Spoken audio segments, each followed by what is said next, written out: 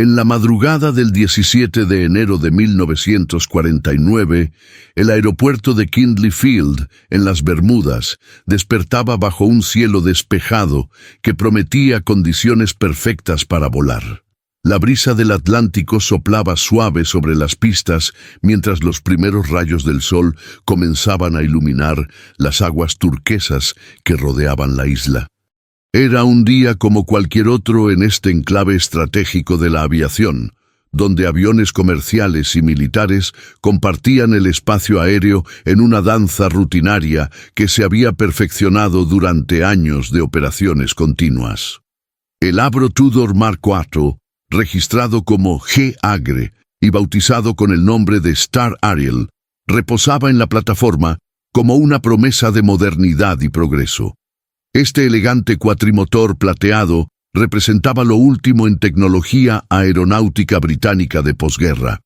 Con sus líneas aerodinámicas y sus 4 motores Rolls-Royce Merlin, el mismo tipo que había impulsado a los legendarios cazas Spitfire durante la Segunda Guerra Mundial, el Star Ariel era un símbolo del renacimiento de la aviación civil británica. La aeronave había sido diseñada específicamente para rutas transatlánticas, capaz de transportar hasta 40 pasajeros en relativo confort a través de distancias que antes parecían imposibles. El capitán John Carstares McPhee se presentó en el aeropuerto con la puntualidad militar que caracterizaba a los pilotos de su generación. A sus 42 años, McPhee era un veterano consumado con más de 8.000 horas de vuelo acumuladas en su bitácora. Su experiencia abarcaba desde los peligrosos cielos de guerra hasta las emergentes rutas comerciales del Caribe. Había volado bombarderos durante el conflicto mundial y conocía cada rincón del Atlántico Norte como la palma de su mano. Sus compañeros lo describían como un profesional meticuloso, casi obsesivo en sus verificaciones prevuelo. Alguien que jamás dejaba nada al azar. Junto a él estaba el primer oficial James L. Urquhart, un piloto más joven, pero igualmente competente, con 3.500 horas registradas. Urquhart había volado el Tudor en numerosas ocasiones y conocía cada peculiaridad de este modelo. El ingeniero de vuelo era Frank Williams, un técnico brillante que había trabajado en el desarrollo mismo del Tudor y conocía cada sistema del avión con una intimidad que pocos podían igualar. La tripulación se completaba con el navegante Malcolm Leacock, cuya precisión en los cálculos era legendaria entre sus colegas, y 3 auxiliares de vuelo encargados de atender a los pasajeros durante el trayecto. La inspección prevuelo comenzó a las 5 de la mañana. McPhee recorrió cada centímetro del Star Ariel con la linterna en mano, verificando superficies de control, trenes de aterrizaje y compartimentos de carga. Williams revisó los motores con minuciosidad científica, comprobando niveles de aceite, presiones hidráulicas y sistemas eléctricos. Cada ítem de la lista de verificación fue marcado metódicamente. El avión había completado su último mantenimiento mayor apenas 3 semanas antes en los talleres de British South American Airways, en Inglaterra. Todos los sistemas funcionaban perfectamente, no había absolutamente nada que indicara problema alguno.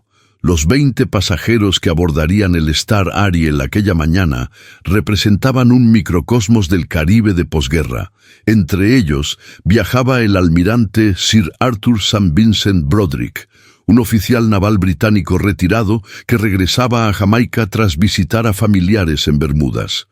También estaba Elizabeth Smart, una joven maestra canadiense que viajaba para comenzar un nuevo puesto en Kingston.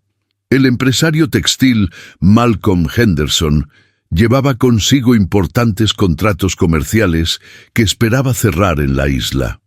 Había familias completas, incluyendo a los Morrison, que viajaban con sus 2 hijos pequeños hacia lo que esperaban fuera una nueva vida en el Caribe. A las 6:30 de la mañana, los pasajeros comenzaron a embarcar. El ambiente era de optimismo contenido, ese tipo de energía que caracteriza los viajes aéreos, cuando todo parece estar en orden. Los niños Morrison miraban fascinados por las ventanillas hacia los enormes motores del avión. Elizabeth Smart revisaba nerviosamente sus documentos, emocionada por la aventura que le esperaba. El almirante Broderick conversaba amablemente con el pasajero del asiento contiguo sobre las maravillas arquitectónicas de las Bermudas. McPhee completó el último briefing con la torre de control a las 7:10. Las condiciones meteorológicas eran excepcionalmente favorables. Un sistema de alta presión dominaba toda la región, proporcionando cielos despejados y vientos en calma desde Bermudas hasta Jamaica. La visibilidad era ilimitada, más de 20 kilómetros en todas direcciones. La temperatura del aire era de 23 grados Celsius, perfecta para el rendimiento óptimo de los motores. No había tormentas en el radar, ni siquiera nubes significativas en toda la ruta planificada de 1.300 kilómetros. El plan de vuelo era rutinario, casi aburrido en su simplicidad. El Star Ariel despegaría con rumbo sur-suroeste, mantendría una altitud de crucero de 5.500 metros y seguiría una ruta que había sido volada cientos de veces antes por docenas de aeronaves diferentes. El tiempo estimado de vuelo era de 5 horas y 40 minutos. Con el combustible cargado, el avión tenía autonomía para más de 8 horas, un generoso margen de seguridad que cumplía todas las regulaciones internacionales. A las 7 de la mañana en punto, los 4 motores Rolls-Royce cobraron vida con su característico rugido profundo. El Star Ariel rodó lentamente hacia la pista de despegue, mientras McPhee y Urquhart completaban las últimas verificaciones. Los instrumentos mostraban lecturas perfectas en todos los sistemas. Presión de aceite, normal. Temperatura de los cilindros, óptima. Sistemas eléctricos, funcionando sin anomalías. Controles de vuelo. Respuesta completa y suave. La torre de control autorizó el despegue a las 7:17. McPhee avanzó las palancas de potencia gradualmente, mientras el Star Ariel aceleraba por la pista. A los 1.200 metros, el morro se elevó suavemente. A las 7:18, las ruedas dejaron el suelo de Bermudas. El ascenso fue textbook perfecto, una maniobra que McPhee había ejecutado miles de veces antes. El avión giró hacia el sur-suroeste, estableciéndose en su rumbo de 180 grados con la precisión de un reloj suizo.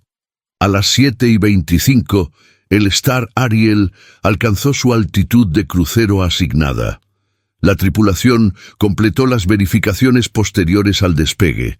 Todo estaba exactamente donde debía estar. Williams reportó que los motores operaban con una eficiencia del 98%, consumiendo combustible exactamente según lo calculado.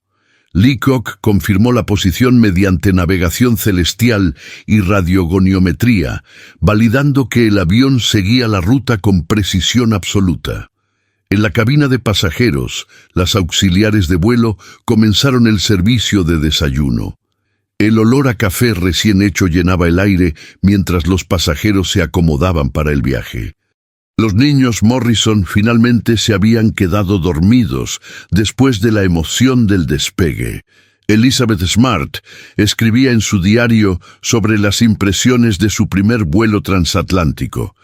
El almirante Broderick leía tranquilamente el periódico que había comprado en Bermudas. A las 7:35, McPhee estableció contacto por radio con Kindley Field para reportar su posición. Su voz era tranquila y profesional, sin el menor indicio de preocupación. Kindley, aquí Star Ariel. Posición 70 millas al suroeste de Bermudas, altitud 5.500 metros, velocidad terrestre 310 kilómetros por hora, tiempo estimado a Jamaica sin cambios, todo normal a bordo. La torre confirmó la recepción y deseó buen vuelo a la tripulación. Este sería el último contacto que el mundo tendría con el Star Ariel. Pero lo que hacía este caso absolutamente extraordinario, lo que convertía esta desaparición en algo que desafiaría todas las explicaciones racionales, era un detalle que muy pocos conocían en ese momento. Exactamente 13 meses antes, el 30 de enero de 1948, otro Avro Tudor Mark IV, el avión gemelo del Star Ariel llamado Star Tiger, había desaparecido sin dejar rastro en la misma ruta exacta. El mismo tipo de avión, la misma compañía aérea, el mismo corredor aéreo, las mismas condiciones meteorológicas perfectas. Y al igual que estaba a punto de suceder con el Star Ariel, el Star Tiger había simplemente dejado de existir, desvaneciéndose del cielo como si una mano invisible lo hubiera borrado de la realidad. El reloj en la torre de control de Kindley Field marcaba las 8:42 de la mañana cuando el controlador de turno, el sargento David McKinnon, anotó rutinariamente en su registro que esperaba el siguiente contacto del Star Ariel. Según el protocolo establecido, las aeronaves en rutas transoceánicas debían reportar su posición cada hora aproximadamente. El Star Ariel había transmitido su última posición a las 7:35, lo que significaba que el próximo reporte debería llegar en cualquier momento. McKinnon era un veterano de la guerra con 7 años de experiencia en control de tráfico aéreo. Había guiado bombarderos a través de la niebla londinense durante los peores días del Blitz y había coordinado cientos de vuelos comerciales desde que terminó el conflicto. Conocía los ritmos y patrones de las comunicaciones aéreas como un músico conoce su partitura. Sabía exactamente cuándo esperar cada transmisión, cuánto debía durar, qué fraseología debían usar los pilotos. La rutina era su aliada, y cualquier desviación de ella activaba inmediatamente sus instintos profesionales. A las 8:50, McKinnon frunció el ceño ligeramente. El Star Ariel debería haber llamado ya. No era inusual que hubiera retrasos de 5 o 10 minutos en las comunicaciones, las interferencias atmosféricas, la estática solar, o simplemente que un piloto estuviera ocupado con alguna verificación de rutina, podían causar demoras. Pero McKinnon comenzaba a sentir ese cosquilleo en la nuca que todos los controladores experimentados reconocen. Esa intuición que les dice que algo no está del todo bien. A las 9:05, McKinnon decidió tomar acción. Llamó por radio al Star Ariel directamente. «Star Ariel, aquí Kindley Tower. Solicito reporte de posición. Cambio». Silencio. Solo el crepitar característico de la estática llenaba los auriculares. Esperó 30 segundos, un tiempo que pareció estirarse como goma elástica, y repitió la llamada. «Star Ariel, aquí Kindley Tower en frecuencia 124.5. Solicito contacto inmediato. Cambio». Nada. El éter permanecía mudo, excepto por el susurro electrónico de fondo que siempre está presente en las frecuencias de aviación. McKinnon sintió cómo se le secaba la boca. Cambió a la frecuencia de emergencia internacional, el canal que todos los aviones monitoreaban constantemente. «Atención, todas las estaciones. Atención, todas las estaciones. Kindley Tower solicitando información sobre Tudor G. Agre, Star Ariel, en ruta Bermudas, Jamaica. Última posición reportada 70 millas al suroeste de Bermudas a las 7:35 horas.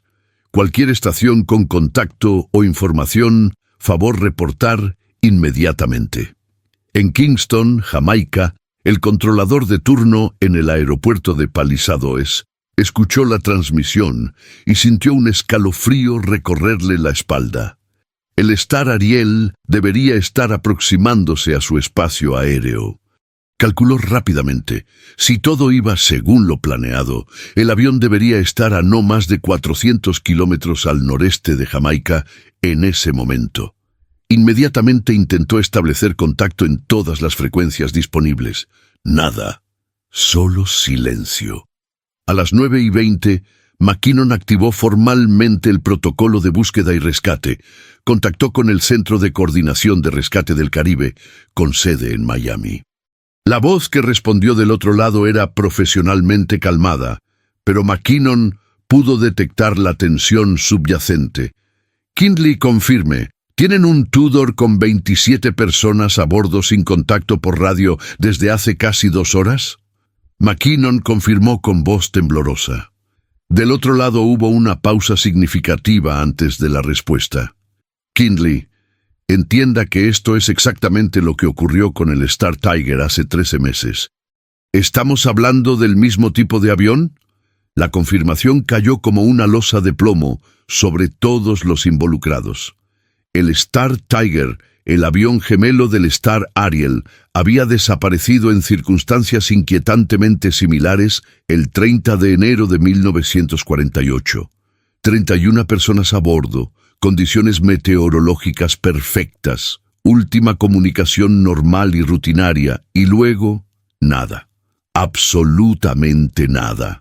A pesar de una búsqueda exhaustiva que había movilizado docenas de barcos y aviones durante semanas, nunca se encontró un solo fragmento de escombros, ni una mancha de aceite, ni un chaleco salvavidas, ni siquiera un mensaje en una botella. El Star Tiger había sido tragado por el Atlántico como si jamás hubiera existido, y ahora, 13 meses después, su avión gemelo seguía el mismo patrón aterrador. En las oficinas centrales de British South American Airways en Londres, el teléfono sonó a las 2:30 de la tarde, hora local. El director de operaciones, el comandante Donald Macmillan, levantó el auricular, esperando el reporte rutinario de llegadas y salidas del día. Lo que escuchó, en cambio, hizo que se desplomara en su silla. «Señor, es el Star Ariel. No responde a las comunicaciones. Llevamos más de 2 horas sin contacto». Macmillan sintió que el mundo se detenía. No podía ser. No otra vez. No el mismo avión, la misma ruta, las mismas circunstancias. La noticia comenzó a filtrarse lentamente hacia el mundo exterior. A las 4 de la tarde, los familiares de los pasajeros en Jamaica empezaban a llegar al aeropuerto de Palisadoes esperando la llegada del vuelo. El Star Ariel debería haber aterrizado hacía más de 1 hora. Los funcionarios de la aerolínea intentaban mantener la calma, hablando de posibles demoras por razones técnicas, desviaciones por el clima, problemas menores de comunicación, pero sus rostros pálidos y sus manos temblorosas traicionaban el terror que sentían. En Bermudas, el puerto comenzó a bullir de actividad. La base naval de las Bermudas, todavía operativa como enclave británico, puso en alerta a todos sus barcos disponibles. El destructor HMS Burhead Bay zarpó a las 10:30 de la mañana, con órdenes de dirigirse al último punto conocido del Star Ariel. 2 dragaminas de la Royal Navy, el HMS Fancy y el HMS Mull, lo siguieron 1 hora después. La Guardia Costera estadounidense, con base en Miami, desplegó 4 cutters de largo alcance hacia la zona de búsqueda estimada. Los aviones de búsqueda comenzaron a despegar desde todas las bases disponibles. B-17 Flying Fortresses reconvertidos para patrulla marítima salieron de Florida. Catalinas de la Marina estadounidense, esos robustos hidroaviones que habían demostrado su valía durante la guerra, comenzaron a peinar metódicamente las aguas entre Bermudas y Jamaica.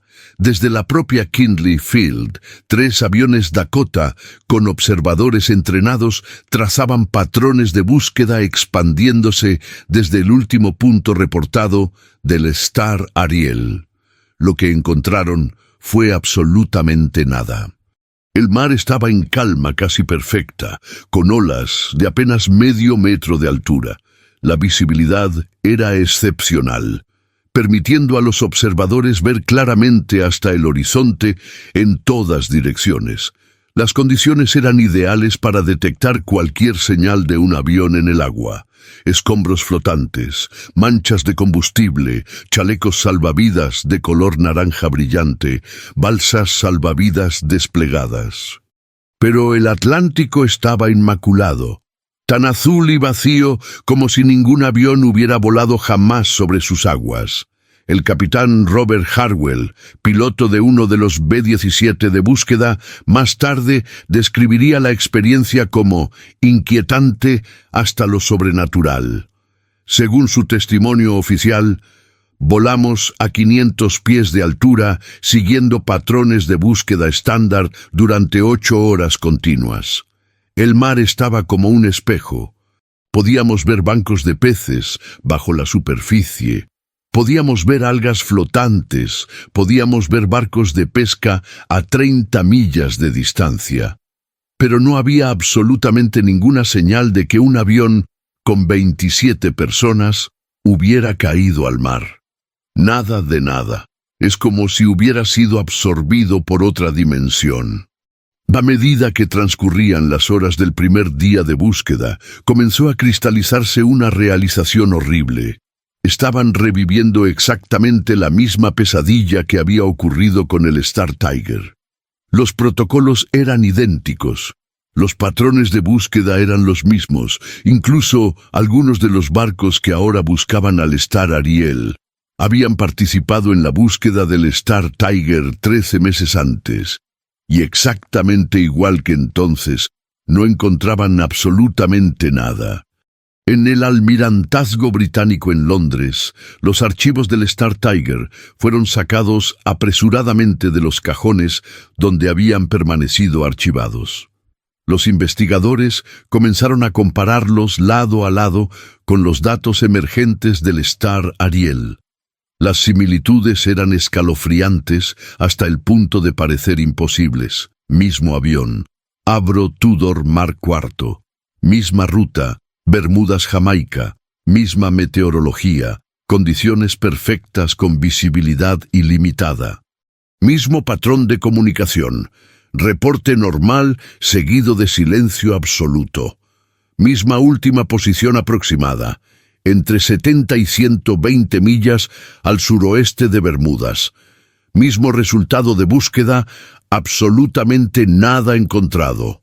El director de investigación de accidentes aéreos del Ministerio de Aviación Civil británico, el comandante Vernon Brown, un hombre conocido por su escepticismo científico y su rechazo a las explicaciones fantásticas, se enfrentaba ahora a algo que desafiaba toda lógica.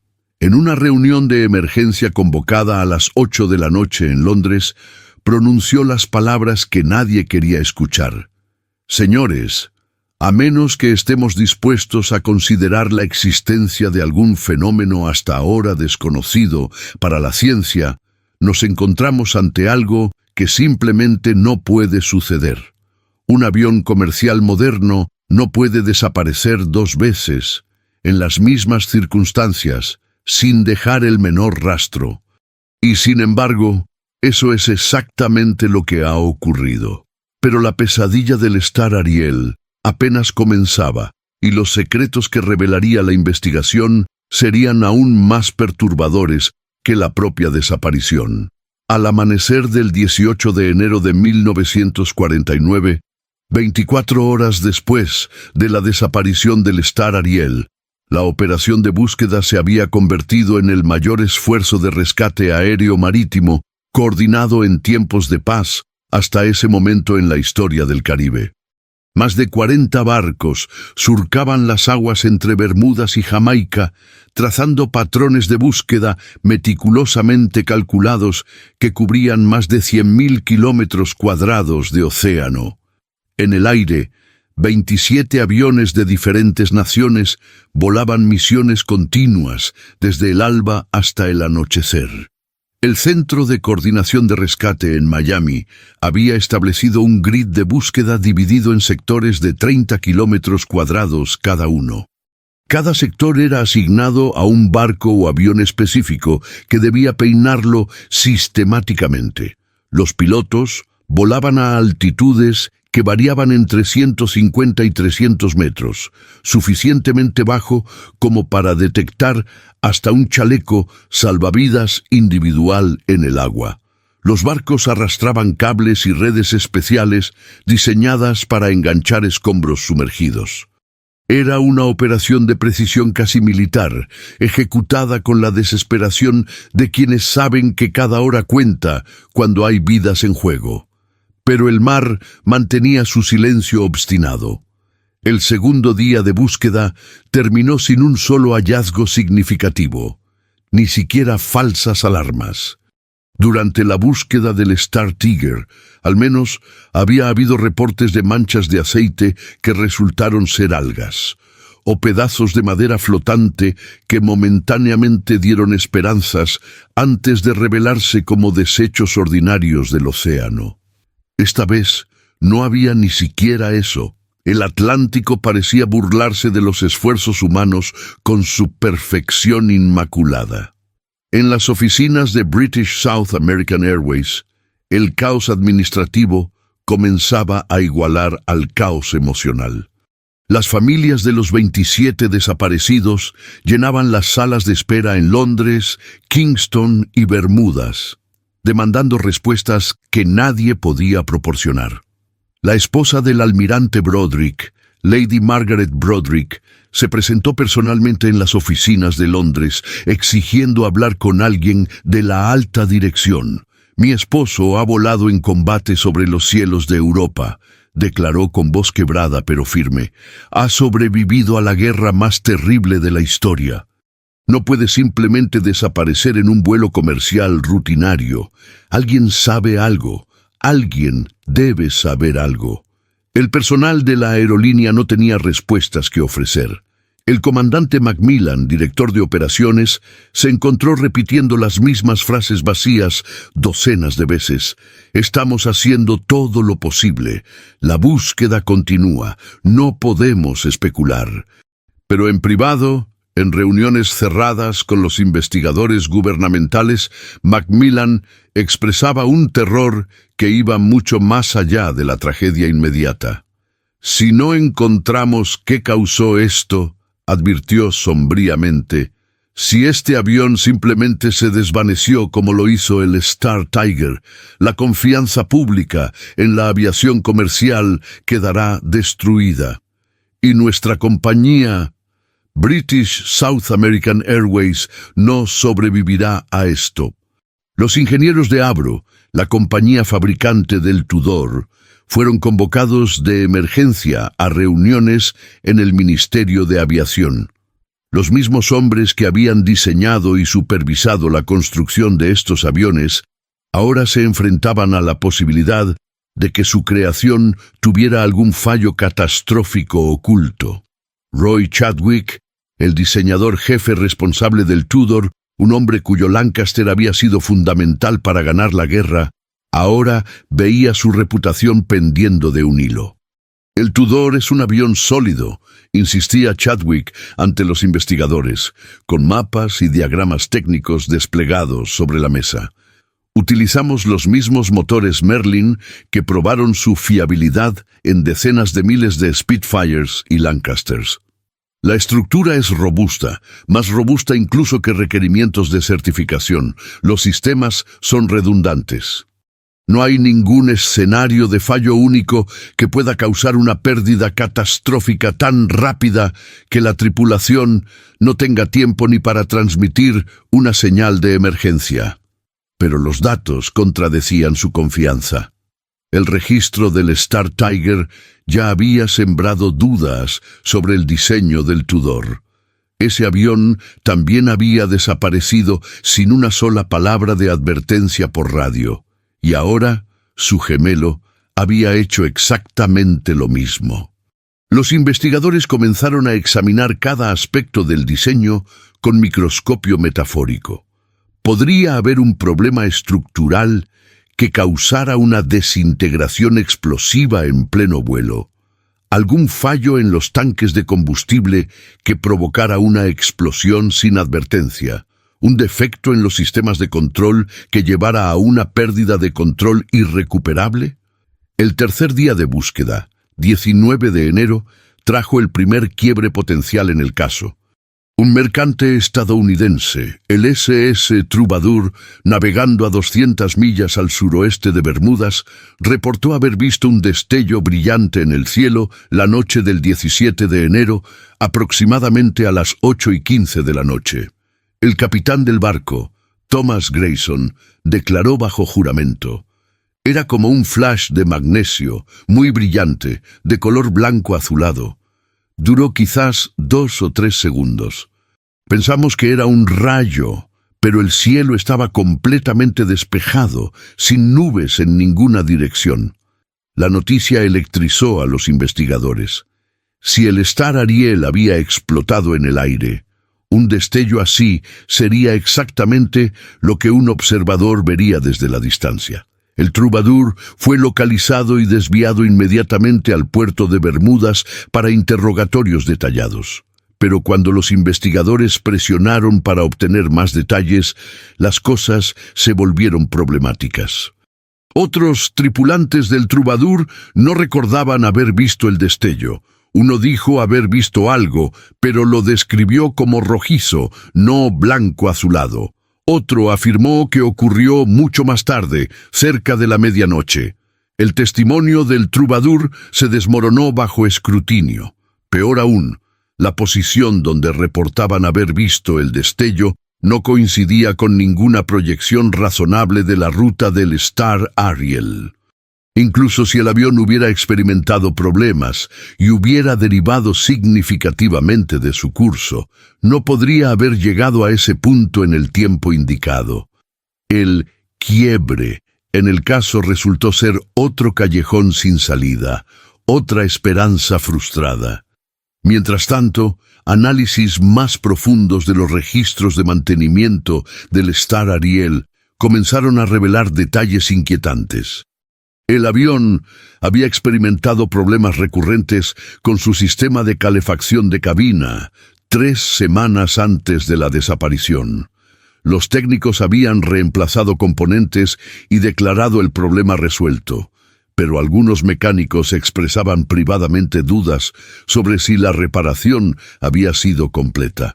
¿Podría un fallo en el sistema de calefacción haber llevado a alguna emergencia? Era difícil imaginar cómo, pero nada podía descartarse. Más perturbador aún fue el descubrimiento en los archivos de que el Star Ariel había experimentado una pérdida momentánea de potencia en uno de sus motores durante un vuelo 2 meses antes. El incidente había sido registrado, pero clasificado como menor y corregido mediante ajuste de carburador. ¿Podría ese mismo motor haber fallado catastróficamente durante el vuelo fatal? Nuevamente, los expertos señalaban que incluso la pérdida completa de un motor, o incluso 2 motores, no debería causar una catástrofe tan súbita como para impedir cualquier comunicación. El cuarto día de búsqueda marcó un punto de inflexión psicológica. Los expertos en supervivencia en el mar calculaban que, incluso en las mejores condiciones, las posibilidades de que alguien sobreviviera en el agua más de 72 horas eran mínimas. Si había habido sobrevivientes del Star Ariel, ahora casi con certeza estaban muertos. La búsqueda y rescate se estaba convirtiendo en una operación de recuperación de restos, y no había restos que recuperar. Las teorías comenzaron a multiplicarse en ausencia de evidencia concreta. Algunos expertos sugirieron que el avión podría haberse estrellado en una zona de gran profundidad oceánica donde los restos se hundieron rápidamente, sin dejar rastro en la superficie. Pero los oceanógrafos señalaron que incluso a grandes profundidades, los aviones suelen dejar escombros flotantes, cojines de asientos, paneles de madera, documentos, equipaje, restos de los cuerpos de las víctimas que tienden a flotar por días o semanas. Otros propusieron que una explosión aérea catastrófica podría haber pulverizado el avión en fragmentos tan pequeños que simplemente se dispersaron y hundieron sin formar un campo de escombros reconocible. Pero los expertos en explosivos militares cuestionaban esto. Incluso las bombas más potentes de la Segunda Guerra Mundial no pulverizaban completamente los aviones que impactaban. Siempre quedaban piezas grandes reconocibles. Una teoría más siniestra comenzó a circular en voz baja. Sabotaje. La Guerra Fría estaba intensificándose. ¿Podría algún agente haber colocado una bomba a bordo del Star Ariel? Pero el escrutinio de los pasajeros no revelaba ningún sospechoso obvio. El almirante Broderick era un oficial británico leal. Los demás pasajeros eran ciudadanos comunes sin conexiones políticas evidentes. Y si era sabotaje, ¿por qué el mismo patrón había ocurrido con el Star Tiger 13 meses antes? El quinto día de búsqueda, los primeros barcos comenzaron a regresar a puerto. Los suministros se agotaban, las tripulaciones estaban exhaustas. La Guardia Costera estadounidense anunció que reduciría sus operaciones de búsqueda activa, pero mantendría alertas a todos los barcos en la región para reportar cualquier hallazgo. Las familias de los desaparecidos escucharon estas noticias con horror creciente. Reducir la búsqueda significaba admitir que no había esperanza. Significaba que sus seres queridos estaban realmente perdidos, no solo desaparecidos. El 22 de enero de 1949, 5 días después de la desaparición, British South American Airways emitió un comunicado oficial, reconociendo lo que todos ya sabían, pero nadie quería admitir. El Star Ariel y las 27 personas a bordo debían considerarse perdidos. La declaración era clínica, desprovista de emoción, redactada por abogados que pensaban más en responsabilidades legales que en tragedia humana. Pero entre líneas se leía el pánico de una compañía aérea que enfrentaba su propia extinción. En Kingston, Jamaica, la sala de espera del aeropuerto de Palisadoes se había convertido en un santuario improvisado. Fotografías de los pasajeros desaparecidos cubrían una pared completa. Elizabeth Smart, la joven maestra, sonreía desde una foto de graduación. Los niños Morrison aparecían en una imagen familiar tomada semanas antes, jugando en una playa. El almirante Broderick posaba con su uniforme de gala, con decoraciones brillando en su pecho. 27 rostros miraban desde la pared, 27 vidas congeladas en el momento antes de subir a un avión que los llevaría a la eternidad. Margaret Thompson, madre de Elizabeth Smart, pasaba horas frente a la fotografía de su hija. Ella me escribió una carta. Susurraba a cualquiera que escuchara. Me escribió desde Bermudas, diciendo que estaba emocionada por el vuelo, que nunca había volado antes y que no podía esperar a ver las nubes desde arriba. Esa carta llegó 2 días después de que ella desapareció. Es como recibir un mensaje de un fantasma. Los investigadores, mientras tanto, habían comenzado a profundizar en un aspecto que no había recibido suficiente atención. La extraña historia operacional del Avro Tudor mismo. Lo que descubrieron fue profundamente inquietante. El Tudor había sido, desde su concepción, un avión problemático, diseñado apresuradamente al final de la guerra para competir con los aviones comerciales estadounidenses que dominaban el mercado. El Tudor había sufrido retrasos, rediseños y una serie de problemas técnicos que habían preocupado a ingenieros y pilotos por igual. Los archivos revelaban que durante las pruebas de certificación, el Tudor había mostrado características de vuelo peculiares. Tendía a desarrollar oscilaciones en determinadas configuraciones de potencia.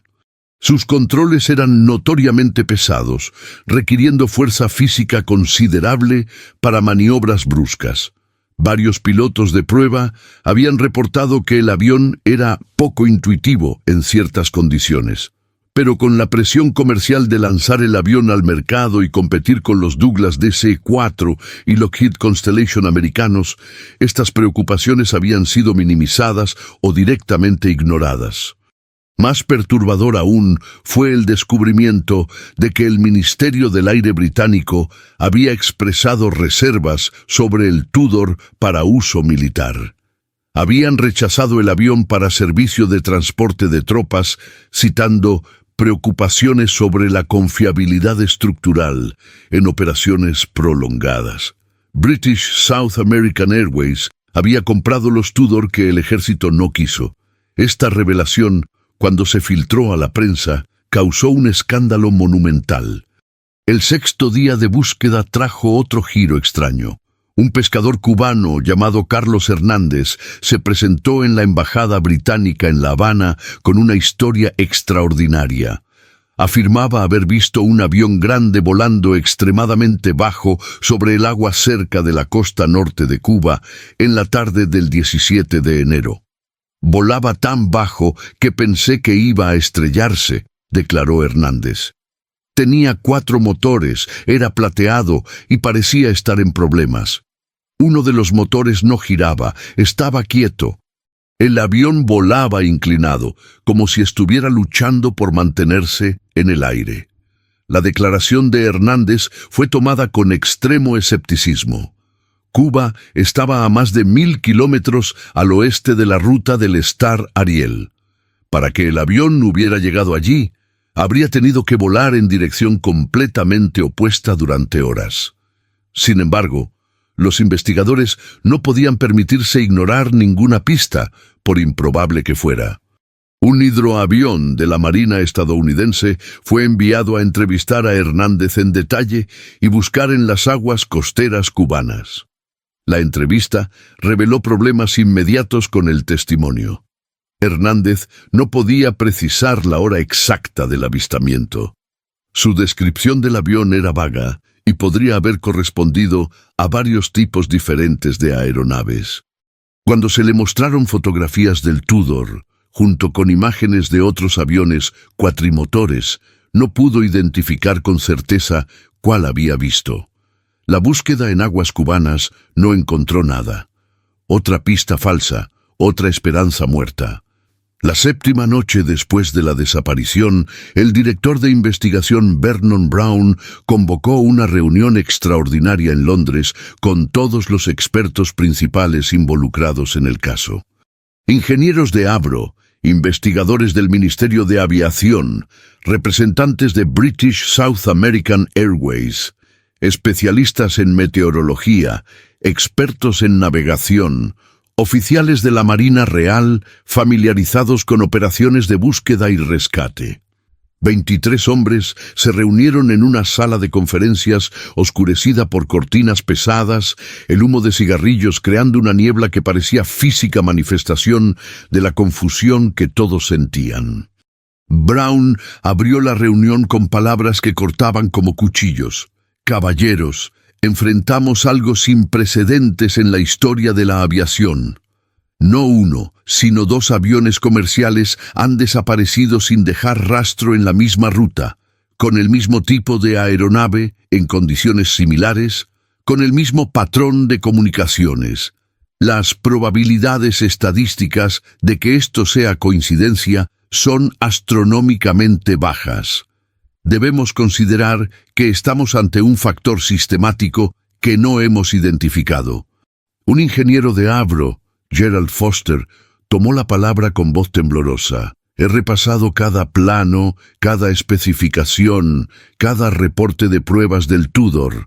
No puedo encontrar un fallo que explique esto. Sí, el avión tiene sus peculiaridades, pero nada que sugiera una falla catastrófica inevitable, y ciertamente nada que explique por qué sucedería 2 veces en el mismo lugar.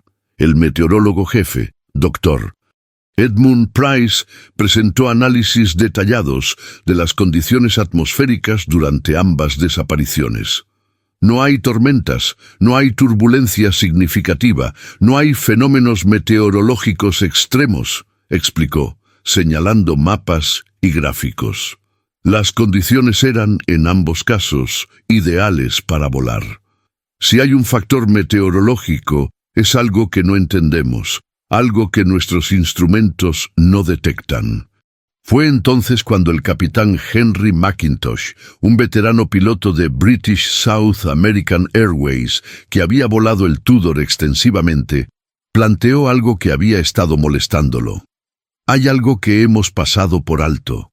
Ambos aviones desaparecieron aproximadamente en la misma zona, entre 70 y 120 millas al suroeste de Bermudas. Esa zona específica del Atlántico tiene características oceanográficas inusuales. Las corrientes son erráticas, la profundidad cambia dramáticamente en poco espacio, hay fosas submarinas profundas. ¿Podría haber algo en esa zona específica que represente un peligro que no hemos identificado? La sugerencia abrió una nueva línea de investigación. Los oceanógrafos fueron consultados, los mapas batimétricos fueron examinados. Y lo que encontraron era intrigante. Efectivamente, la zona donde se estimaba que ambos aviones habían desaparecido contenía una serie de características oceánicas inusuales. Fosas profundas llegando a 5.000 metros de profundidad, corrientes convergentes que creaban patrones de flujo complejos, y algo más, anomalías magnéticas detectadas durante estudios geológicos navales de la guerra. ¿Podrían estas anomalías magnéticas haber afectado los instrumentos de navegación de los aviones? La teoría era tentadora pero problemática. Los Tudor, como todos los aviones modernos, tenían brújulas magnéticas y giroscópicas. Incluso si las magnéticas fallaban, las giroscópicas deberían seguir funcionando, y los navegantes como Malcolm Leacock en el Star Ariel eran expertos en navegación celestial. Podían determinar la posición mirando las estrellas, incluso si todos los instrumentos fallaban. Pero algo más emergió de estos estudios oceanográficos. La zona era conocida entre marineros por condiciones de mar súbitamente cambiantes. Aguas calmas podían transformarse en mares embravecidos en minutos debido a la interacción de corrientes encontradas. Más inquietante aún, había reportes ocasionales de olas solitarias. Paredes de agua que surgían aparentemente de la nada, alcanzando alturas de 20 o 30 metros antes de desaparecer igual de súbitamente. ¿Podría un avión volando bajo, quizás descendiendo por algún problema técnico, haber sido golpeado por una de estas olas monstruosas? La idea parecía extraída de la ciencia ficción, pero los expertos marítimos confirmaban que estas olas, aunque raras, eran reales. Sin embargo, el Star Ariel volaba a 5.500 metros cuando hizo su último contacto. Tendría que haber descendido masivamente para estar en riesgo de una ola. ¿Y por qué haría eso sin comunicar una emergencia? La reunión se extendió hasta las primeras horas de la mañana sin llegar a conclusiones. Cada teoría se desmoronaba bajo escrutinio. Cada explicación dejaba preguntas sin respuesta. Finalmente, exhaustos y frustrados, los hombres se dispersaron con la amarga comprensión de que quizás nunca sabrían qué había sucedido con el Star Ariel. Pero la búsqueda continuaría, porque rendirse significaría admitir que había misterios que la ciencia y la razón no podían resolver, y eso era algo que estos hombres de la era moderna no estaban preparados para aceptar. El 10º día después de la desaparición del Star Ariel marcó un momento decisivo en la investigación, no por algún descubrimiento revolucionario, sino por una decisión que cambiaría el curso de toda la aviación comercial británica. El Ministerio de Aviación Civil, bajo presión insostenible del público, el Parlamento y las compañías de seguros, tomó una medida sin precedentes. Ordenó la suspensión inmediata de todos los vuelos comerciales de Avro Tudor hasta nuevo aviso. La orden fue devastadora para British South American Airways. El Tudor constituía la columna vertebral de su flota atlántica. Sin estos aviones, la compañía simplemente no podía operar sus rutas más rentables. Las acciones de BSAA se desplomaron un 72% en la Bolsa de Londres, el día que se anunció la suspensión. Los acreedores comenzaron a exigir pagos inmediatos. En cuestión de semanas, quedaría claro que la compañía no sobreviviría a esta crisis. Pero más allá del drama corporativo, la decisión representaba algo mucho más profundo, una admisión tácita de que las autoridades no tenían idea de qué había causado las desapariciones y que no podían garantizar la seguridad de ningún vuelo del Tudor. Era una derrota humillante para la industria aeronáutica británica, que había esperado que el Tudor restaurara su prestigio después de la guerra. Mientras tanto, en el Atlántico, la búsqueda había entrado en una fase nueva y más sombría. Los barcos ya no buscaban sobrevivientes o señales de emergencia. Ahora arrastraban el fondo oceánico con equipos especializados, esperando enganchar algún fragmento de los restos hundidos. La Marina Real había desplegado su buque de rescate submarino más avanzado, el HMS Reclaim, equipado con campanas de buceo y buzos entrenados para operar a grandes profundidades. El 27 de enero, 11 días después de la desaparición, el HMS Reclaim reportó un contacto de sonar prometedor a 87 millas al suroeste de Bermudas. El retorno del sonar sugería un objeto grande en el fondo marino a aproximadamente 1.300 metros de profundidad. El capitán del Reclaim, James Forrester, ordenó preparar la campana de buceo inmediatamente. Esta era la mejor pista que habían tenido en toda la búsqueda. La operación de buceo en aguas profundas era extraordinariamente peligrosa. En 1949, la tecnología de buceo profundo estaba en su infancia. Descender a 1.300 metros empujaba los límites absolutos de lo que era posible con el equipo disponible. El buzo seleccionado, el suboficial William Marsh, era un veterano con 15 años de experiencia, pero incluso él admitió sentir aprensión mientras era sellado dentro de la campana de acero. El descenso tomó 2 horas. Marsh reportaba por teléfono cada pocos metros mientras la campana descendía en la oscuridad creciente. A 300 metros, la luz del sol era apenas un resplandor lejano. A 600 metros, la oscuridad era absoluta, rota solo por las potentes lámparas de la campana. A 1.000 metros, Marsh reportaba que la presión era como tener un elefante sentado en el pecho. Las paredes de acero de la campana gemían bajo la presión colosal del océano. A 1.200 metros, las lámparas de la campana iluminaron el fondo marino. Marsh escaneó cuidadosamente en todas direcciones. Lo que vio hizo que su corazón se acelerara. Efectivamente había un objeto grande, de forma alargada, medio enterrado en el sedimento del fondo. Pero cuando la campana se acercó más y Marsh pudo examinarlo mejor, su excitación se convirtió en decepción. No era un avión, era el casco corroído de un barco antiguo, probablemente hundido décadas o incluso siglos atrás. El ascenso tomó otras 2 horas, con paradas cuidadosas de descompresión para evitar que Marsh sufriera la enfermedad de los buzos. Cuando finalmente emergió, agotado y adolorido, tenía que reportar otro fracaso. No era el Star Ariel. La búsqueda continuaba, pero algo había cambiado fundamentalmente en la naturaleza de la investigación. Los investigadores comenzaban a considerar seriamente posibilidades que antes habrían descartado como absurdas. En sesiones cerradas, lejos de los oídos de la prensa, se discutían teorías cada vez más extraordinarias. Un grupo de científicos del Almirantazgo propuso que podría existir un fenómeno atmosférico desconocido en esa zona específica del Atlántico. algo similar a las microrráfagas descendentes que solo se comprenderían décadas después.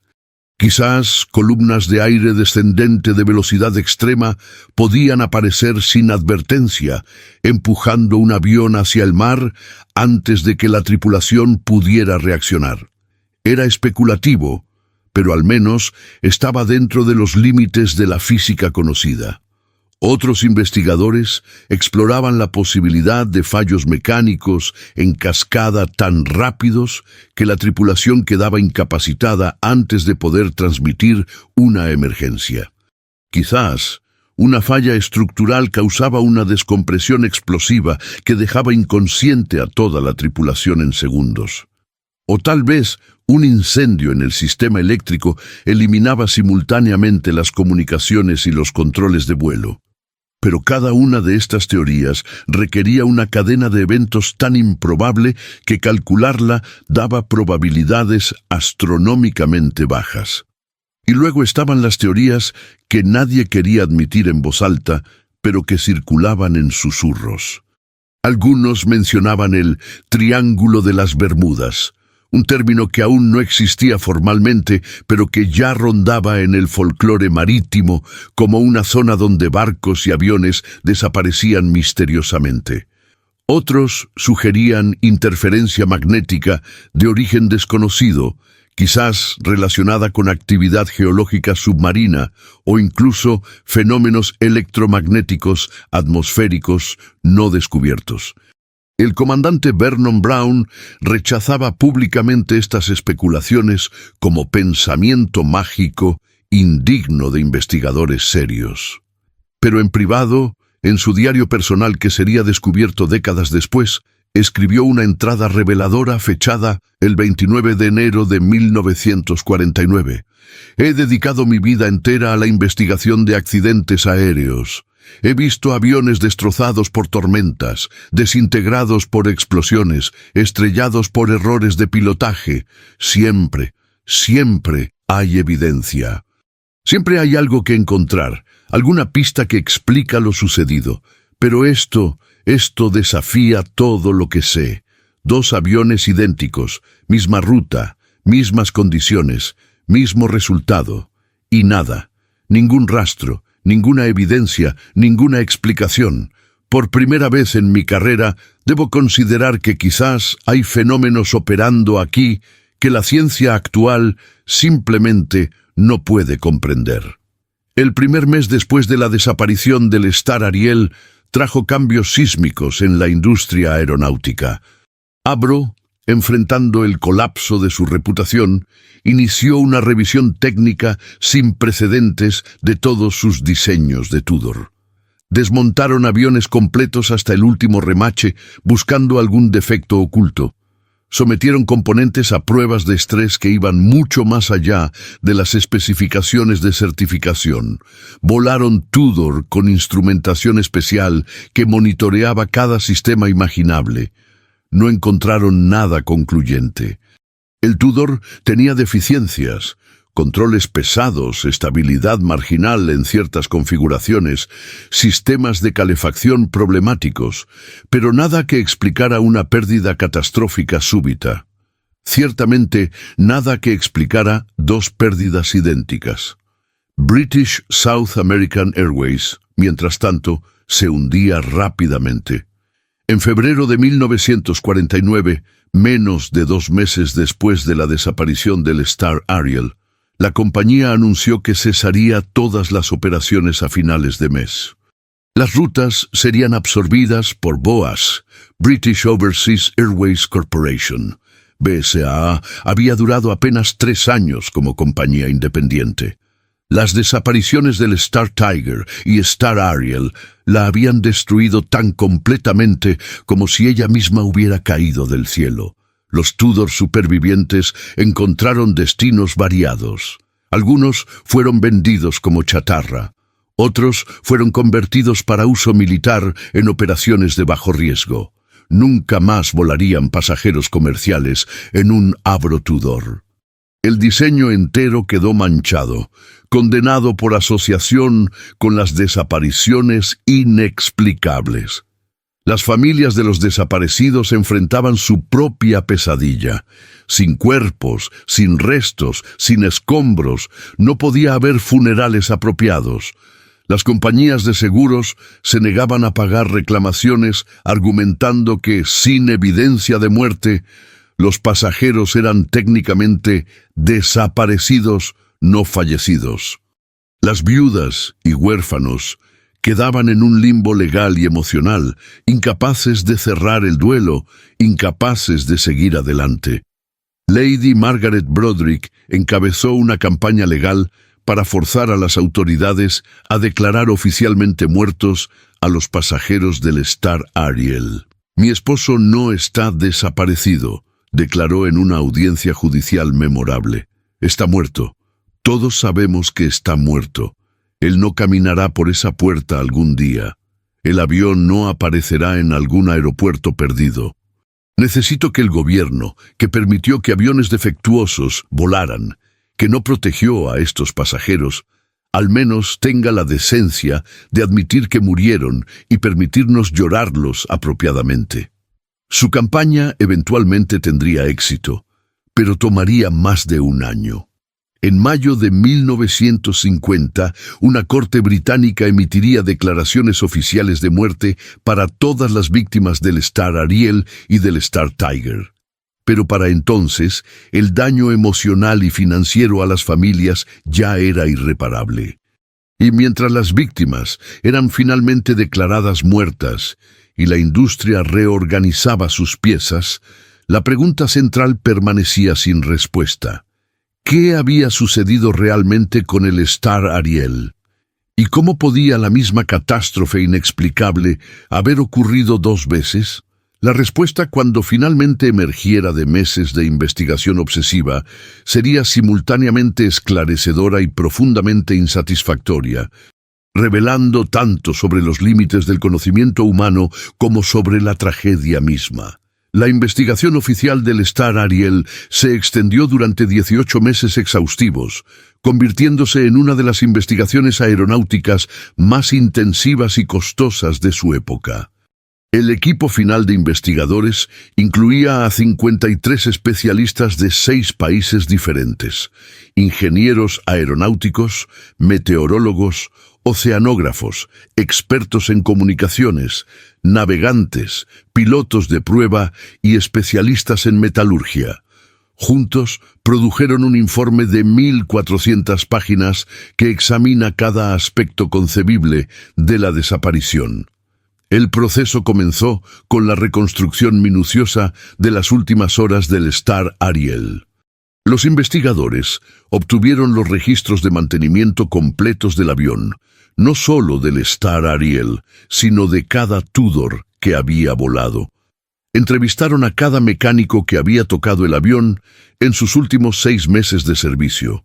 Rastrearon cada componente instalado hasta su fabricación original, buscando lotes defectuosos o materiales subóptimos. El ingeniero jefe de la investigación, Anthony Clarkson, desarrolló una teoría detallada sobre posible fallo estructural. Basándose en estudios de fatiga de metal realizados durante la guerra, Clarkson postuló que las alas del Tudor podrían haber desarrollado grietas microscópicas en sus largueros principales. Estas grietas, invisibles durante inspecciones normales, podrían propagarse súbitamente durante el vuelo hasta causar un fallo catastrófico.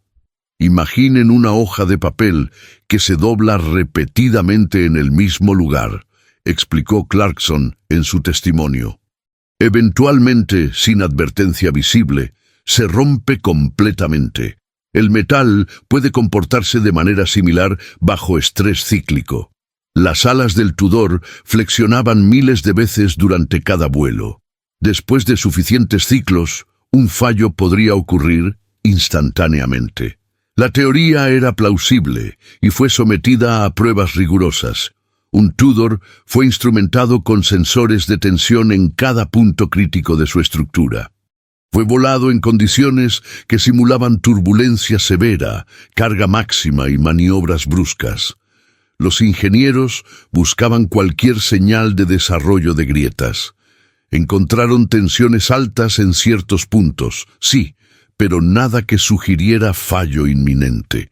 Y ciertamente nada que explicara por qué dos aviones fallarían exactamente de la misma manera en el mismo lugar. El equipo meteorológico, liderado por el Dr.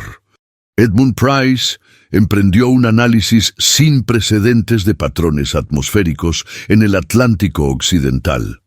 Recopilaron datos de estaciones meteorológicas, barcos, aviones y hasta globos sonda lanzados durante los días de ambas desapariciones. Crearon mapas tridimensionales de temperatura, presión y viento con una resolución nunca antes intentada. Lo que descubrieron fue fascinante, pero inconcluyente. Efectivamente existían patrones atmosféricos inusuales en la zona donde desaparecieron los aviones. La convergencia de corrientes de aire de diferente temperatura creaba a veces condiciones de turbulencia de aire claro, turbulencia invisible que podía aparecer sin advertencia en cielos despejados. En casos extremos, esta turbulencia podría ser lo suficientemente severa como para dañar estructuralmente un avión. Pero, crucialmente, no había evidencia de que estas condiciones existieran durante ninguna de las dos desapariciones. Los barcos en la zona reportaban condiciones tranquilas. Los globos sonda mostraban atmósfera estable. Si la turbulencia de aire claro había derribado los Tudor, lo había hecho sin dejar huella detectable en ningún instrumento meteorológico. El aspecto de comunicaciones de la investigación reveló detalles perturbadores sobre las radios instaladas en los Tudor. Las pruebas mostraron que el sistema de radio del avión era vulnerable a interferencias electromagnéticas de varias fuentes, incluyendo tormentas eléctricas distantes, auroras boreales e incluso la actividad solar. En teoría, un pulso electromagnético suficientemente fuerte podría freír los circuitos de radio instantáneamente. Pero, nuevamente, la evidencia no respaldaba esta teoría para los casos específicos. No había actividad solar significativa durante ninguna de las desapariciones. No había tormentas eléctricas en miles de kilómetros. Y aun si las radios fallaban, eso no explicaba por qué los aviones mismos desaparecían. Un avión con radio muerta puede seguir volando y eventualmente aterrizar en algún lugar. Los buzos de la Marina Real continuaron explorando el fondo oceánico durante meses. Expandieron la zona de búsqueda a más de 500 kilómetros cuadrados, cubriendo sistemáticamente cada área donde los aviones podrían teóricamente haber caído. Utilizaron los mejores equipos de sonar disponibles, capaces de detectar objetos del tamaño de un automóvil en el fondo marino. Encontraron naufragios antiguos, algunas formaciones geológicas interesantes y abundante vida marina. Pero ni un solo fragmento del Star Ariel o del Star Tiger. Era como si los aviones hubieran sido teletransportados fuera de existencia. El océano, que normalmente revela sus secretos eventualmente cuando cuerpos y escombros flotan a la superficie, mantenía un silencio absoluto. 6 meses después de iniciarse la investigación, surgió una teoría controversial del Dr. Marcus Henry, un físico especializado en fenómenos electromagnéticos.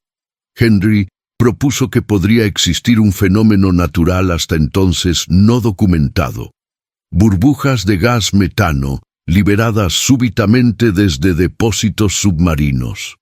Estas burbujas, al ascender y expandirse, podrían crear zonas de baja densidad en la atmósfera justo sobre la superficie del mar. Un avión volando a través de una de estas zonas perdería sustentación instantáneamente y caería al océano antes de que la tripulación pudiera reaccionar. Era una teoría imaginativa, casi de ciencia ficción.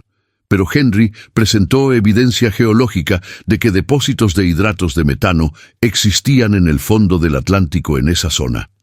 Presentó cálculos mostrando que una liberación súbita de gas podría, teóricamente, crear exactamente el efecto que describía, y señaló que esto explicaría por qué no había escombros flotantes.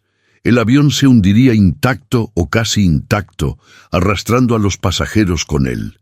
La teoría del metano fue recibida con escepticismo extremo por la mayoría de los investigadores. No había evidencia directa de liberaciones de metano en esa área.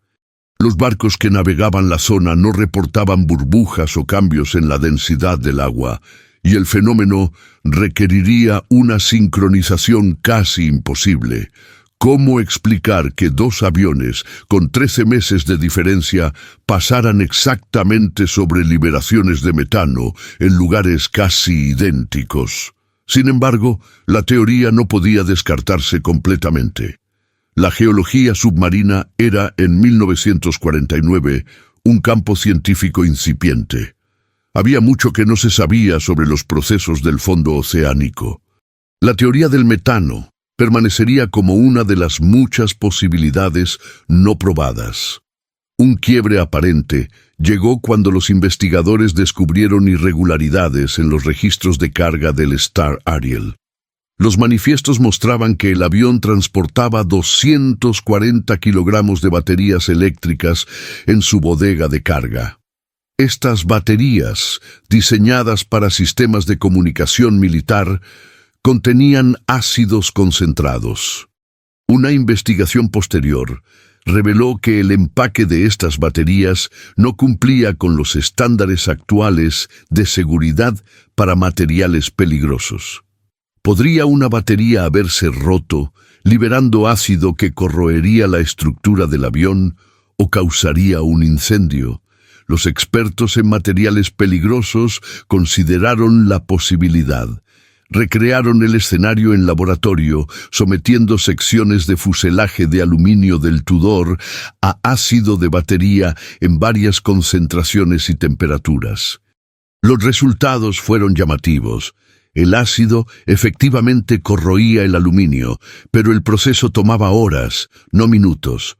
Un incendio químico era posible, pero produciría humo denso que la tripulación detectaría mucho antes de que causara un fallo catastrófico. Y nuevamente no explicaba el Star Tiger que no transportaba estas baterías específicas. El Dr. Price, el meteorólogo jefe, eventualmente desarrolló lo que llamó la teoría del hundimiento inverso. Basándose en observaciones de sistemas de alta presión extremadamente fuertes, postuló que bajo condiciones muy específicas, el aire podría formar una columna descendente invisible, similar a un tornado invertido, que empujaría un avión hacia el agua con fuerza irresistible. No estoy hablando de turbulencia ordinaria, explicó Price en una presentación técnica. Estoy hablando de un fenómeno meteorológico que podría llamarse vórtice barométrico descendente. Requeriría una combinación extraordinariamente rara de presión atmosférica, temperatura del mar y patrones de viento. Pero si ocurriera, un avión atrapado en él caería literalmente del cielo.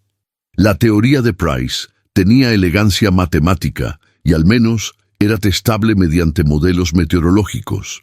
Pero cuando se aplicaron los modelos a las condiciones específicas de las dos desapariciones, las probabilidades de que este fenómeno ocurriera resultaron ser de aproximadamente 1 en 10 millones.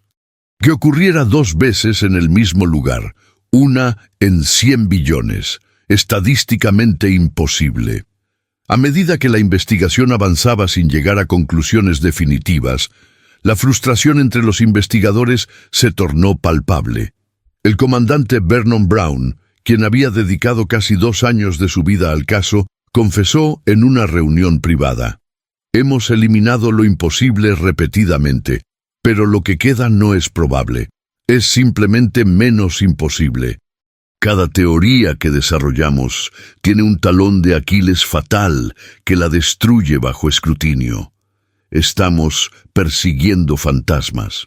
En mayo de 1950, 17 meses después de la desaparición del Star Ariel, el equipo de investigación tomó una decisión extraordinaria: contratar a un grupo de estadísticos de la Universidad de Cambridge para realizar un análisis probabilístico completo de todas las teorías propuestas. El objetivo era determinar matemáticamente cuál explicación, aunque improbable, tenía las mayores posibilidades de ser correcta. Los estadísticos pasaron 3 meses analizando datos. Asignaron probabilidades a cada escenario basándose en evidencia física, testimonios, registros históricos y principios físicos conocidos. El resultado fue un documento de 200 páginas, lleno de ecuaciones complejas y análisis bayesianos que pocos podían comprender completamente. La conclusión fue devastadora en su ambigüedad. La explicación más probable, con un margen de confianza del 32%, era una combinación de factores múltiples operando simultáneamente de manera nunca antes observada. En lenguaje simple, no lo sabemos, pero probablemente fueron varias cosas a la vez, no una sola causa. La segunda explicación más probable, con 24% de probabilidad: fallo estructural no detectado exacerbado por condiciones atmosféricas inusuales. La tercera, sabotaje sofisticado sin dejar evidencia. Cada teoría subsecuente tenía probabilidades decrecientes, incluyendo algunas tan exóticas como fenómeno electromagnético de origen desconocido, con un 3%. Lo más inquietante del análisis estadístico era una nota al pie que el jefe del equipo, el Dr. Harold Whitmore, insistió en incluir.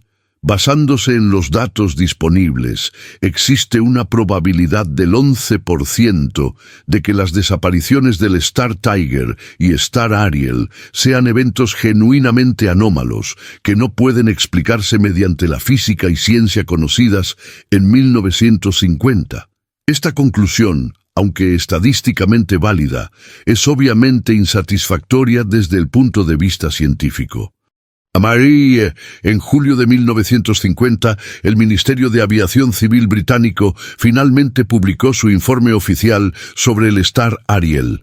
El documento, formalmente titulado Informe sobre el accidente del Avro Tudor IV G. Agre Star Ariel, Investigación y conclusiones, era un texto extraordinariamente cauteloso que leía más como una admisión de derrota que como un hallazgo científico.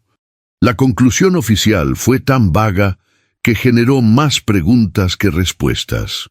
Después de una investigación exhaustiva de todas las evidencias disponibles, no ha sido posible determinar con certeza la causa de la desaparición del Star Ariel. Las posibilidades más probables incluyen fallo estructural, condiciones meteorológicas anómalas o una combinación de factores técnicos y ambientales. La ausencia total de escombros impide confirmación definitiva de cualquier teoría específica. Pero había un párrafo en el informe que revelaba la verdadera magnitud del misterio. Enterrado en la página 412, sección 7, subsección 3, estaba esta admisión notable. La coincidencia de 2 pérdidas de aeronaves idénticas en circunstancias notablemente similares sugiere la posibilidad de un factor sistemático no identificado. Sin embargo, a pesar de los mejores esfuerzos de investigadores experimentados utilizando los métodos científicos más avanzados disponibles, este factor, si existe, permanece elusivo. Esta investigación debe considerarse inconclusa.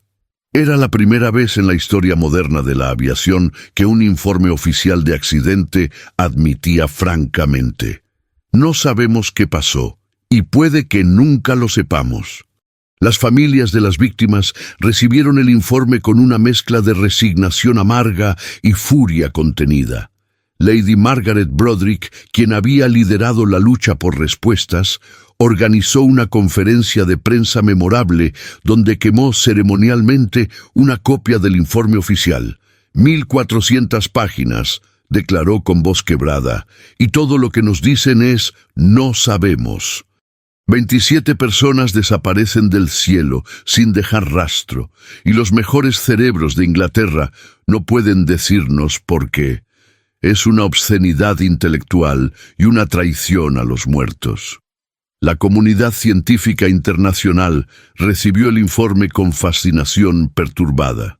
Publicaciones académicas de aeronáutica, meteorología y oceanografía publicaron análisis detallados. Algunos científicos defendían las conclusiones como honestamente reflejando los límites del conocimiento humano. Otros las atacaban como cobardía intelectual, una negativa a hacer las suposiciones necesarias cuando la evidencia completa no está disponible. El físico teórico Dr. Robert Millikan, ganador del Premio Nobel, escribió un ensayo influyente argumentando que el caso Star Ariel demostraba los límites absolutos de la investigación empírica cuando la naturaleza conspira para destruir toda evidencia. Millikan sugería que algunos misterios podrían ser genuinamente irresolubles, no por falta de inteligencia o esfuerzo, sino porque la realidad física simplemente no preserva suficiente información para reconstruir ciertos eventos. Otros investigadores, particularmente en Estados Unidos, usaban el caso como argumento para desarrollo de mejores tecnologías de monitoreo de vuelo. Si los aviones llevaran registradores de datos de vuelo que sobrevivieran impactos y fuegos, lo que eventualmente serían las cajas negras, misterios como el Star Ariel podrían resolverse. Esta idea, considerada demasiado costosa y técnicamente difícil en 1950, eventualmente se convertiría en estándar obligatorio para toda aviación comercial. Los restos del Star Ariel nunca fueron encontrados. Décadas después, con el desarrollo de vehículos operados remotamente capaces de explorar las fosas oceánicas más profundas, hubo intentos ocasionales de buscar los restos. En 1987, una expedición privada financiada por un documentalista británico utilizó sonar de barrido lateral de última generación para buscar en la zona de desaparición. No encontraron nada. En 2004, investigadores del Instituto Oceanográfico Woods Hole, mientras mapeaban el fondo oceánico para un proyecto geológico no relacionado, pasaron cerca de la zona donde se creía que el Star Ariel había desaparecido. Sus equipos de mapeo de última generación, capaces de detectar objetos del tamaño de una maleta a miles de metros de profundidad, tampoco encontraron rastro del avión. Es como si el Star Ariel y su gemelo, Star Tiger, hubieran sido borrados de la existencia con una completitud que desafía las leyes de la física. Los aviones son objetos grandes, construidos con miles de componentes. Incluso una destrucción catastrófica completa debería dejar algo: pedazos de motor que son prácticamente indestructibles, secciones del tren de aterrizaje hechas de acero masivo, componentes de la cola, fragmentos del fuselaje. Algo siempre sobrevive, algo siempre flota, algo siempre se encuentra, excepto, aparentemente, cuando no es así. El legado del Star Ariel se extendió mucho más allá de la tragedia inmediata. La investigación resultante transformó completamente los protocolos de seguridad aérea británicos y, eventualmente, internacionales. Se establecieron nuevos requisitos para reportes de posición más frecuentes. Se mandataron sistemas de comunicación redundantes. Se implementaron inspecciones de mantenimiento más rigurosas, particularmente para signos de fatiga de metal, pero quizás el impacto más profundo fue psicológico.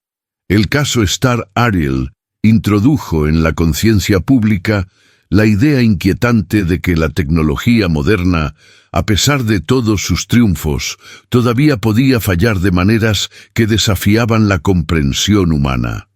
La era de la aviación comercial apenas estaba comenzando, prometiendo hacer del mundo un lugar más pequeño y conectado. Pero el Star Ariel recordaba a todos que volar todavía significaba confiar la vida a máquinas complejas operando en un ambiente que los humanos apenas comenzaban a entender. Y en algún lugar del Atlántico, a profundidades que aún en el siglo XXI son difíciles de alcanzar, yacen los restos del Star Ariel junto con las respuestas que se llevó consigo, guardando secretos que quizás nunca sean revelados. La historia del Star Ariel no termina con el informe oficial de 1950. En las décadas siguientes, el caso continuaría obsesionando a investigadores, generando teorías cada vez más elaboradas y convirtiéndose en un caso paradigmático de misterio aeronáutico sin resolver.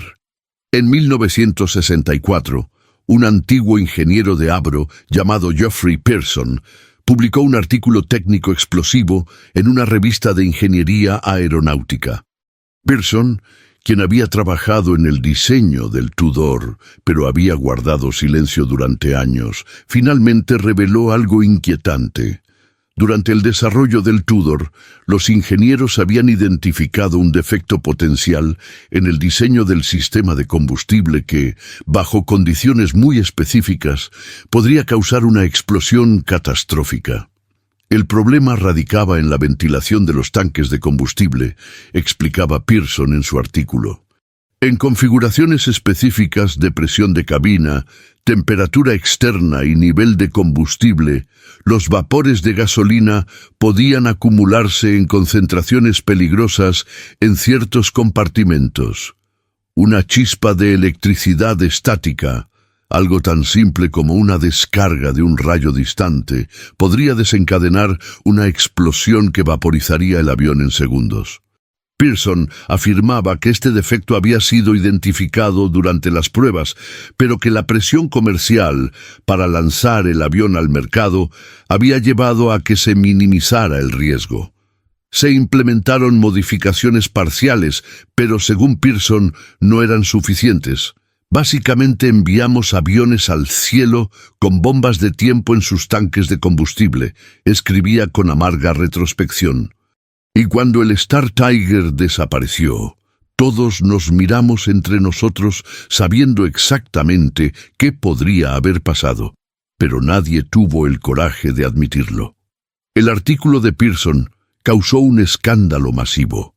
Avro, que para entonces era parte de British Aircraft Corporation, negó vehementemente las acusaciones. Publicaron sus propios análisis técnicos, argumentando que el escenario descrito por Pearson era teóricamente posible, pero prácticamente improbable hasta el punto de la imposibilidad.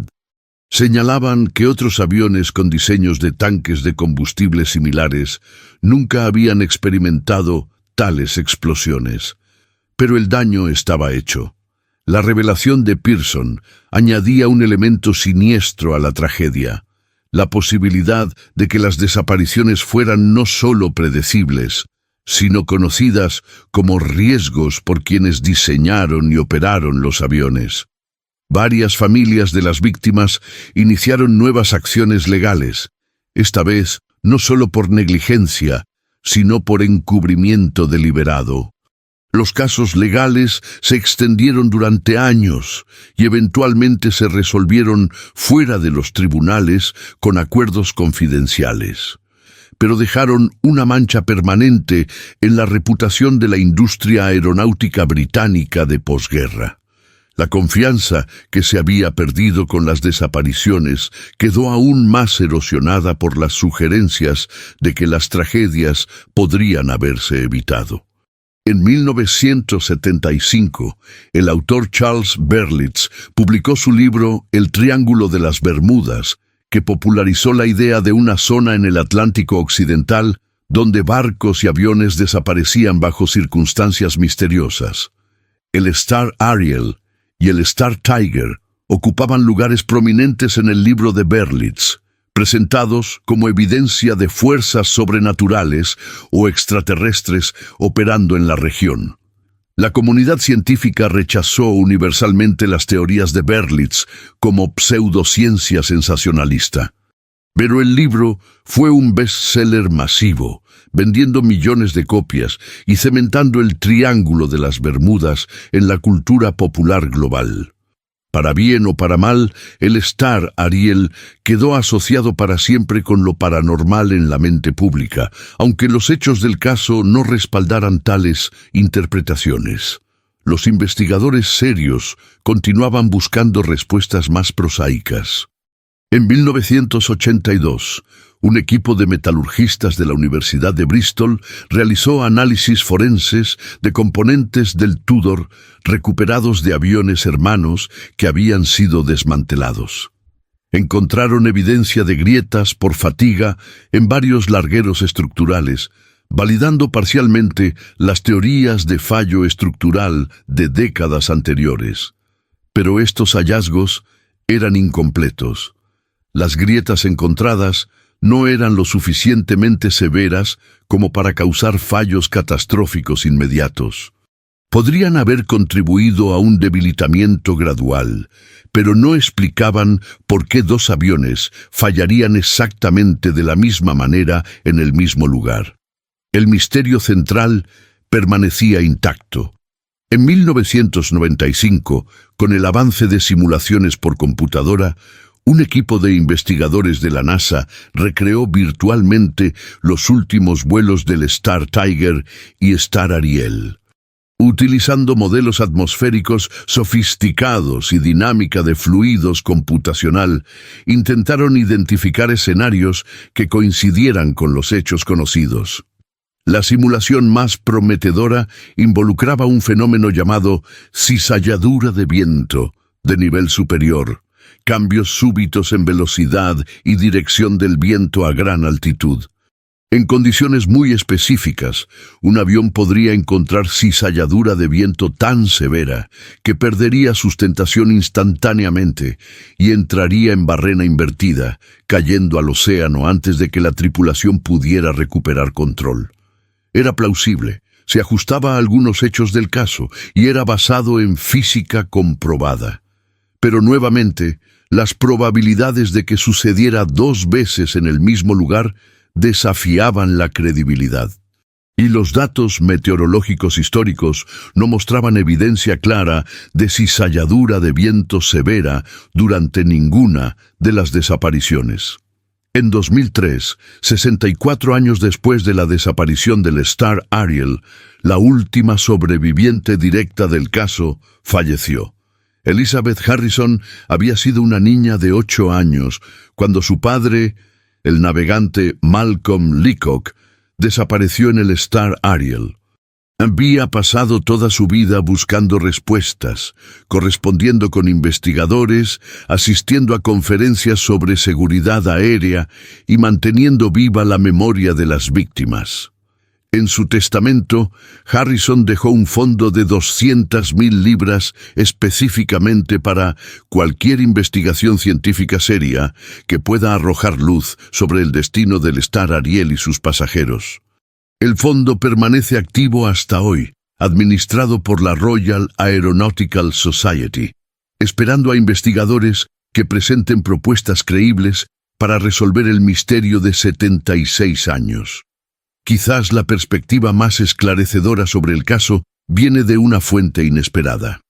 En 2010, el piloto retirado de la RAF James Cuthbert, quien había volado aviones de búsqueda durante la operación de rescate del Star Ariel, dio una entrevista notable poco antes de su muerte a los 94 años. Hemos pasado décadas buscando una explicación extraordinaria, reflexionaba Cuthbert. Explosiones misteriosas, fenómenos atmosféricos exóticos, defectos ocultos de diseño, pero quizás la verdad es más simple y más terrible. Los aviones de esa era eran máquinas complejas operando en los límites de la tecnología disponible. Volaban sobre océanos vastos donde, si algo salía mal, no había lugar para aterrizar de emergencia. Las comunicaciones de radio eran primitivas y poco confiables. Los procedimientos de seguridad eran rudimentarios comparados con hoy. Quizás, continuaba Cuthbert, el Star Ariel y el Star Tiger simplemente experimentaron fallos quizás diferentes fallos, que en las condiciones específicas del océano abierto resultaron catastróficos. El avión cae al agua, se hunde rápidamente en aguas profundas, las corrientes dispersan cualquier escombro y lo que nos parece un misterio insondable es simplemente la cruel coincidencia de que sucediera 2 veces en circunstancias superficialmente similares. No es satisfactorio, admitía. No tiene el drama de una conspiración o el misterio de lo sobrenatural. Pero después de volar durante 50 años, aprendí que la aviación es brutalmente honesta. Las máquinas fallan, los humanos cometen errores y a veces el mundo simplemente conspira contra nosotros de maneras que parecen imposibles, pero son simplemente improbables. Y cuando sucede sobre el océano profundo, los secretos quedan enterrados donde nunca podemos recuperarlos. Esta perspectiva, menos dramática que teorías de explosiones o fenómenos atmosféricos exóticos, pero quizás más honesta, representa el consenso actual entre muchos expertos en aviación. El Star Ariel y el Star Tiger probablemente sucumbieron a alguna combinación de fallo mecánico, error humano y mala suerte, operando en el ambiente despiadado del océano abierto. La extraordinaria ausencia de evidencia física no es evidencia de algo extraordinario, sino simplemente reflejo de cuán efectivamente el océano profundo puede borrar las huellas de la tragedia. Las lecciones del Star Ariel transformaron fundamentalmente la aviación moderna.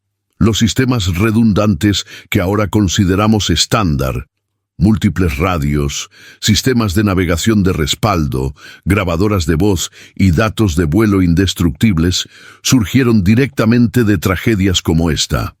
Los protocolos de reporte de posición que ahora rastrean aviones minuto a minuto evolucionaron de la horrible comprensión de que un avión puede simplemente desaparecer si no se monitorea constantemente. Los estándares de mantenimiento se volvieron exponencialmente más rigurosos. La fatiga de metal, apenas comprendida en 1949, ahora se monitorea obsesivamente mediante inspecciones microscópicas y ultrasonido. Los diseños de aeronaves se someten a años de pruebas antes de transportar un solo pasajero. Las tripulaciones entrenan para emergencias que los pilotos del Star Ariel ni siquiera podían imaginar. Hoy, volar es extraordinariamente seguro precisamente porque aprendimos a un costo terrible de cada tragedia del pasado. El Star Ariel y las 27 almas que llevaba consigo no murieron en vano. Su pérdida, por inexplicable que permanezca, contribuyó al cuerpo de conocimiento que hace que millones de personas puedan volar con seguridad cada día. Pero la pregunta persiste, susurrando desde las profundidades del Atlántico. ¿Qué pasó realmente en esos minutos finales? ¿Experimentó el capitán McPhee un fallo súbito que le dio apenas segundos para reaccionar? ¿Hubo un momento de comprensión terrible antes del impacto con el agua? ¿O fue instantáneo? Una explosión que borró conciencia antes de que pudiera formarse pensamiento. Nunca lo sabremos. Y quizás esa sea la lección final del Star Ariel, que a pesar de nuestra tecnología, nuestra ciencia, nuestra determinación de conocer y comprender todo, hay algunos secretos que el universo simplemente nos cede. Hay misterios que permanecerán misterios no por falta de esfuerzo, sino porque la realidad no siempre preserva las respuestas que buscamos. El Star Ariel descansa en algún lugar del fondo del Atlántico, en oscuridad perpetua, a presiones que aplastarían instantáneamente a cualquier humano que intentara alcanzarlo. Junto con su gemelo Star Tiger, guarda secretos que han resistido 76 años de investigación, análisis y especulación. Quizás algún día, con tecnologías que aún no podemos imaginar, encontremos los restos y finalmente comprenderemos qué sucedió.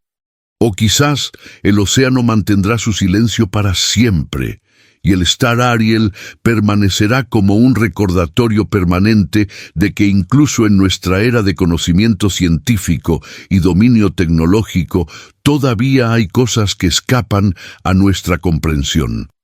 Las 27 personas que abordaron ese avión en la mañana soleada del 17 de enero de 1949 merecen ser recordadas no como estadísticas de un misterio sin resolver, sino como individuos que vivieron, amaron, soñaron y merecían regresar a casa.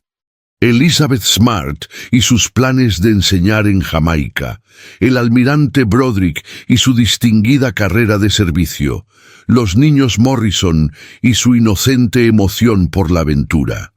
Cada uno tenía una historia, cada uno dejó familias destrozadas, cada uno merece que nunca olvidemos que detrás del misterio hay tragedia humana real. Así que si esta historia te ha cautivado, si has sentido la frustración de un misterio sin resolver y la tristeza de vidas perdidas demasiado pronto, te pido que hagas algo. Suscríbete a este canal para más historias de la aviación que cambiaron el mundo. Déjame en los comentarios qué otros casos te gustaría que investigara, qué misterios de los aeropuertos quieres que explore. Activa las notificaciones para no perderte ningún episodio. Y quizás, solo quizás, si suficientes personas se interesan, si suficientes mentes brillantes se aplican al problema, algún día encontraremos las respuestas que el Star Ariel se llevó consigo a las profundidades. Hasta entonces, volamos con la confianza construida sobre lecciones aprendidas de tragedias pasadas y recordamos a aquellos que pagaron el precio por el conocimiento que ahora poseemos. El misterio del Star Ariel permanece sin resolver, pero su legado vive en cada vuelo seguro que completamos hoy.